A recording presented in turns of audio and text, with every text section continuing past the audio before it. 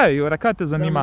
Reč, kar češ, ampak to strukturo osvetlitve. Je pa nekaj posebenega. Link & Co 08. Eden najbolj zmogljivih priključnih hibridov, ampak ne po moči, po električnem dosegu. Ampak fajn bi bilo povedati, da midva v bistvu temu avtu danes izrekava dobrodošlico, ne? Res je. Zelo je fajn, da jih dobimo na daljši test, pa lahko se avtomobilu bistveno bolj posvetiš kot v 10 ali pa 14 dnevih. To pomeni, da bova dejansko ugotovila, kako se normalno luči prižge, čeprav tudi je pa celo ratalo. Ja, saj pravim. Novi avtomobili so po vsebini tako kompleksni, da je enostavno za tak avto s toliko opreme, s toliko ene vsebine, s toliko enih varnostnih elementov, asistenčnih sistemov, si moraš vzeti čas in naštudirati. Tudi kot lastnik. Na prvi pogled tipično azijsko oblikovanje. Ampak se veš, da je bil dizajnen na Švedskem, ne? Ne morem reči, da ta avto ne obrača glav. Zadnje čase so mi brati atmosferci dajali bolj kombije za voziti, ampak prvi stik s tem avtomobilom lahko pa rečem nekaj. Ne? Kakovost izdelave, izbrani materiali je pa res na nivoju enega Volvota, Audija. Brezokvirna vrata. Ovo so verujem je tudi tako.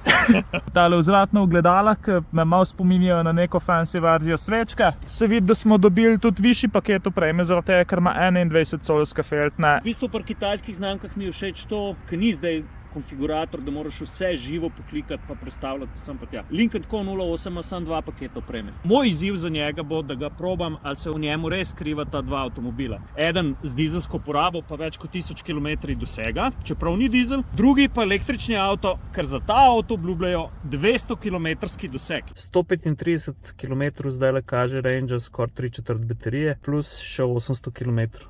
Kam je pa Fairbac matra, ne? Tale difuzor, ne? A misliš, da se kaj tepe, če kljuko natakneš? Mislim, oblikovno sprašujem. Pohvale našemu šefu. Pohvale našemu šefu, na elektriko je delal na žgance.